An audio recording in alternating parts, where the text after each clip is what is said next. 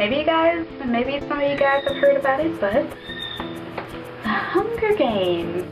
I have been hearing about this book a lot the upcoming months until I left for Kansas in the summer. Just various people talking about it.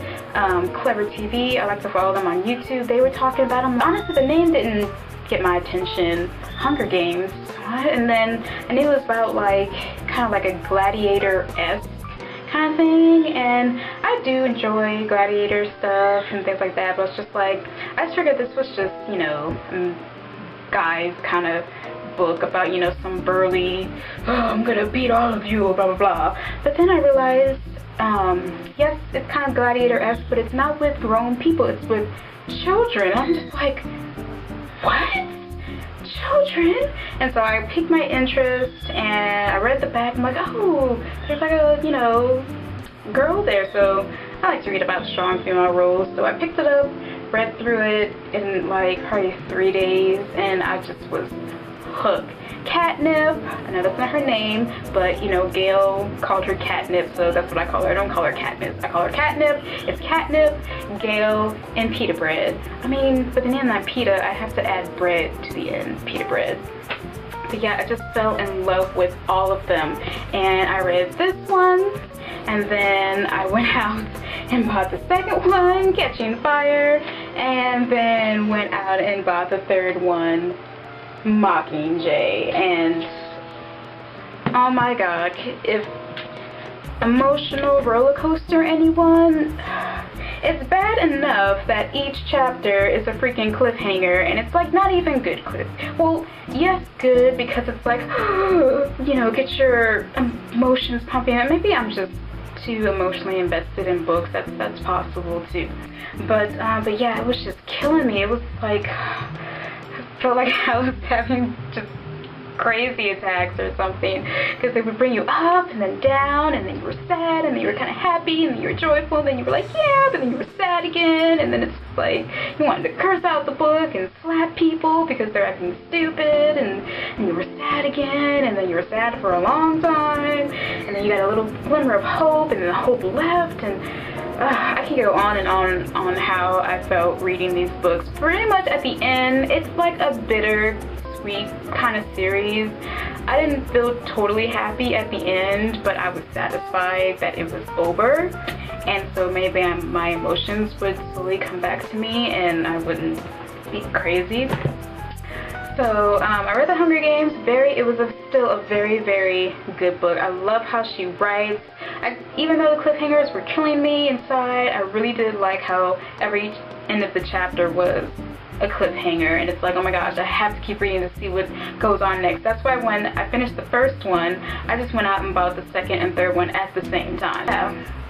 Catnip is one hella strong individual, and I freaking love her. I'm so excited about the movie. As I finished one, I got my roommate in Kansas to read it, and then my next door neighbor to read it, so all of us were talking about it and getting so excited, and then watching videos, because Clever TV was really starting to blow up with information about the movie. And yeah, I love some of the people they cast, not all of them, but I'm so excited for this movie, and I hope they won't crap it up. And also, I hope they do not make it into like a Twilight thing with like Team Gale and Team Peeta, because I mean, everybody's gonna have their own different ideas about the book, but for me, it was not a love story. Yeah, it's love-esque, but I did not really see a true love triangle, because it just wasn't there for me. There really wasn't a love triangle. I mean, yeah, it was kind of like she had to choose, but I felt like her choice was already made early on in like the series. So I hope they don't make it into that, because it's I don't know, for some people it is a love story. For me, it's just strictly action, adventure, war story. Strictly about like survival and strength and wit, you know, just thinking on your toes. That's how it was for me, because it's just like, oh my gosh, what's gonna happen next? What's she gonna do next? How is she gonna handle this? Oh my gosh, what is she gonna do now? That's what I was thinking, like, oh my gosh, I wonder if they're gonna kiss now. Oh my gosh, I love how he's holding, you know, not all this stupid love crap. I don't know. I'm not a very romantic person. Romance makes me nauseous personally, but there are some romance, like Forever, the book that I just showed you before. That love story I really did get into, even though I couldn't have a relationship like that because, I mean, it was a little too emo for me. Not a lot of emo, but it was there, so I'm just like not into that. But still a good love story, so I did enjoy that. And my favorite love story of all time, if you can count it as one, I do, Wuthering Heights with Heathcliff and Kathy. It was kind of like an evil love story. That's probably why I love it so much, because they're just terrible what they do to each other. But anyway, Hunger Games. I read all these 3 books waiting for Forever to come out, and I enjoyed them so very much. It was The Hunger Games, and then this book, and then Forever, and it is Sisters Red by Jackson Pearce. And I picked up this book on a whim because, like I said, I was looking around for things to read, occupy my time until July 12th came around. So I read The Hunger Games, and then I read Lament. That's what it was. I read The Hunger Games, I read Lament, which is the other book by Maggie Stiefvater, and then I read Sisters Red. And it's another werewolf story slash kind of threw a little bit of a love story sprinkle in there. Not too much. I don't know. I enjoyed this book, but I think I should have waited a while before I read it, because The Hunger Games, when I say I was depressed, I was depressed. It was really pathetic. And then I read this, which is like an adventure story, but it's not depressing. So at the end, I was just like, what is this? I don't know. I was so expecting just utter chaos and death, a lot of death, and I didn't get that, and I should have been happy, but I was just like so distraught, so used to death every chapter, someone dying, you know. I was like, oh, we're down to 5 people. No, this wasn't like that.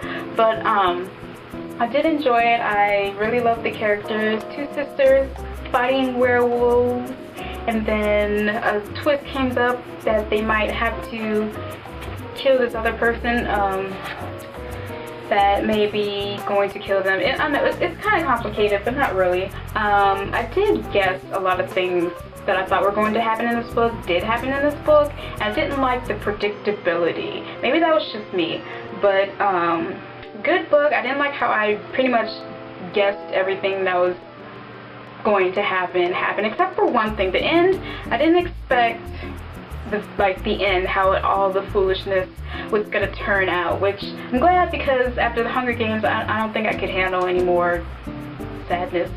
But yeah, Sisters Red, pretty much 2 sisters fighting werewolves with their awesome guy friend, which I totally love. That's probably what got me through this book, is Silas. Sorry. Scarlet and Rosie were good characters, but Silas is, I don't know, maybe because Silas just reminded me of every single guy that I've met and liked, like all the guy friends that I've liked, like smushed together into one person. It was a good book. I don't recommend reading it after The Hunger Games, because I don't know, you might just have like a relapse in emotional activity. But just to recap, Forever, my favorite, because it's the one I waited a year for, and was so happy to get it. I'm so happy to finally have freaking closure on Sam and Grace and everybody else in here. And Lament, which I did not have because I rented it from the library, but that's also by Maggie Stiefvater. It's part of her Homicidal Fairies series. And I read The Hunger Games trilogy, and if you don't know, Hunger Games is the first one, Catching the Fire is the second one, Mockingjay. I'm sorry if that's not really straight or whatever, but pretty much black, red, blue. That's the order they go in.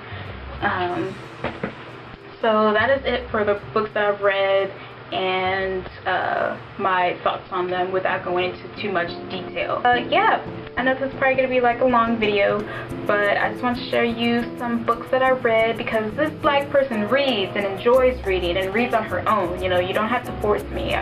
Give me a good book and I will just be as content as a kitten with a bowl of milk. But they're not really supposed to drink milk because that's bad. But anyway, you get what I'm saying. I'll just be really happy because I love to read. And I hope you guys enjoyed this. If you want me to do like in-depth talk about the books that I mentioned, maybe you're thinking about reading it, maybe you've heard about them and you wanted some more information, I'd be happy to do a video on that, or, you know, comment, things like that, whatever. So again, thanks for watching, and I'll talk to you all later.